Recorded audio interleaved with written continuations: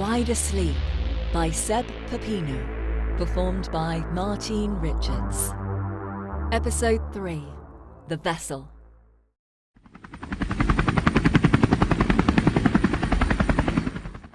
A helicopter circled overhead.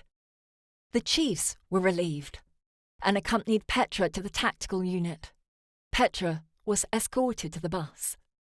She thought this whole thing was probably being live-streamed to millions of people around the world. That everyone watching was wondering who this dark-haired woman was and what superpower she possessed. They didn't know she was just a normal person dealing with a normal person's everyday problems. She reached the bus's entrance. The police squad held back a few meters away. She noticed their attitude was different now. Earlier, their guns had been raised and ready to shoot. Now, they were steady, weapons behind their shoulders. She looked back at Leonard. He nodded, encouraging her to go in. She stared at the darkness before her. It smelt of burnt oil and blood. She knew that smell very well. Back when she was 27, she had tried to end her life again, lying there in a pool of blood. Her thoughts had become very fuzzy. She had felt herself being sucked into another dimension, memories melting away, becoming a pastiche of her young life. As she travelled deeper, she decided she didn't want to die after all. But she felt it was too late. Despite all odds being against her, she had found herself staring up at the doctor that night. "You're lucky," he said. "Your mum is here." She looked at her mother, desperate, and thought there was no need to cry. But the words couldn't get out of her mouth. She looked at the darkness again. She was ready to go.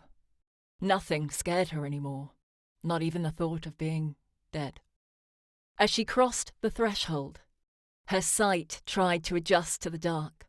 She could make out body parts and twisted limbs crushed beneath metal sheets.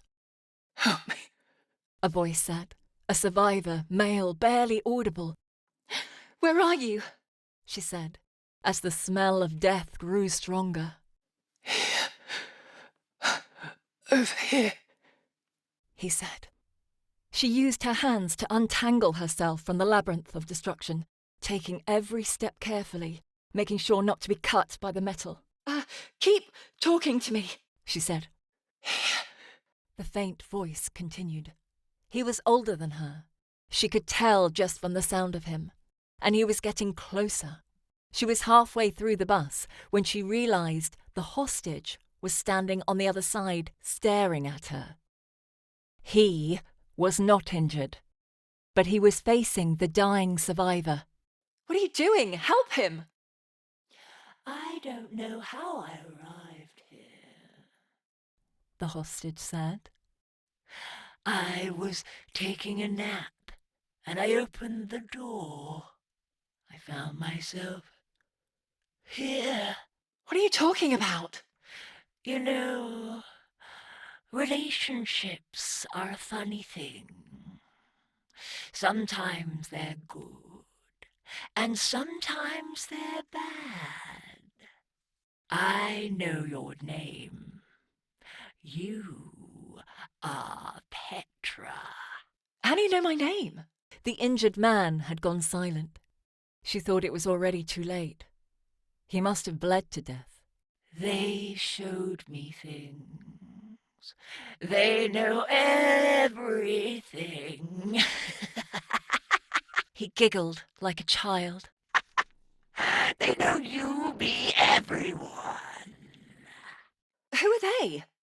You know, Petra, there are things that we cannot really explain.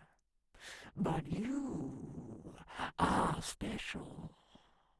You have been chosen to become like me, a vessel for a better world, a better life.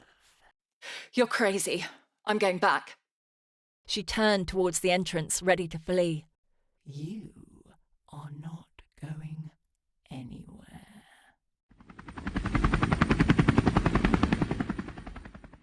We cannot leave her inside that bus any longer. We need to send our squad in, Leonard told Chief Smith. Any word from that man? Did he activate the radio? The chief asked. Does he have a radio? Leonard asked. Yes, he does, Smith said bluntly. How does he have a police radio? Leonard asked. Smith cut him off and gave the signal to escort Leonard away. Leonard realised this wasn't the first time something like this had happened, and that the chief must have had some sort of intel about it. As Leonard reached the cordon, a high-pitched sound propagated through the air.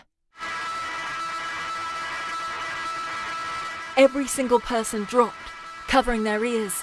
He looked up and saw the bus lifting off. In a few minutes, the sound was gone, and so was the bus.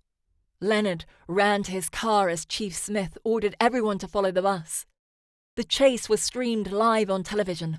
The bus, still upside down, crossed the city at great speed. Some viewers would swear they could see a blue halo beneath it, as if a mysterious energy was gently guiding it through the sky. And somewhere inside, Petra.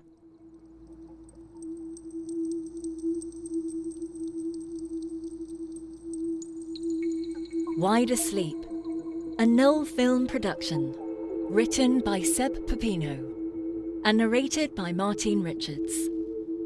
Original soundtrack by Logan Coots. The story you've just heard is a work of fiction. Names, characters and incidents are imagined, and any resemblance to actual events or persons is intentional. This production is protected by copyright, all rights reserved.